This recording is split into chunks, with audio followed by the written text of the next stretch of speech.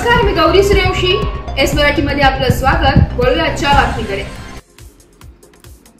दिंडोरी तालुक्यातील पालखेड धरण 80% भरले असून आज 9 वाजता धरणाच्या 14 गेट पैकी 7 गेट 1 फुटाने वर काढून धरणामधून कादवा नदी पात्रात 5754 क्युसेक पाण्याचा विसर्ग करण्यात आलाय.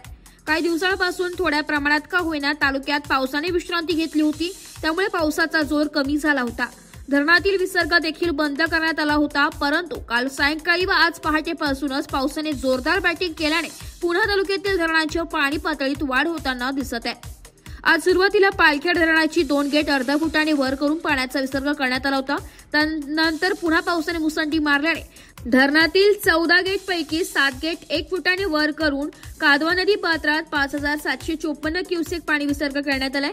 यावेळी पाणी पाहण्यासाठी नागरिकांनी गर्दी केली होती. सतत पडणाऱ्या या पावसामुळे तालुक्यात शेतकऱ्यांच्या शेती पिकांचे मोठे हानी झाले असून शेतकरी आर्थिक कोंडीमध्ये सापडले. त्यामुळे सामाजिक कार्यकर्ते बापू चव्हाण यांनी झालेल्या शेतकऱ्यांच्या नुकसानीचे त्वरित पंचनामे करून शेतकऱ्यांना लवकरात लवकर भरपाई द्यावी अशी मागणी केली आहे. या कामी शाखा अभियंता भूषण सोनवणे यांच्या मार्गदर्शनाखाली लालू कोकाटे, ज्ञानेश्वर लोखंडे, सुनील गांगुर्डे, ज्ञानेश्वर बेंडकुळे आदी कर्मचारी देखरेख करत आहे.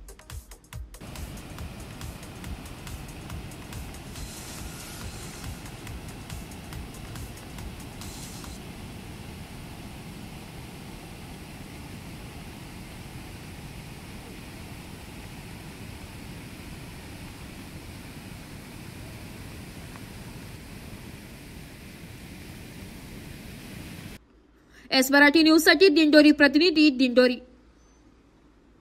अशाच नवीन ताज्या घडामोडी जाणून घेण्यासाठी आमच्या एस मराठी न्यूज चॅनलला लाईक करा, शेअर करा, सबस्क्राईब करा आणि बेल आयकॉनला क्लिक करायला विसरू नका.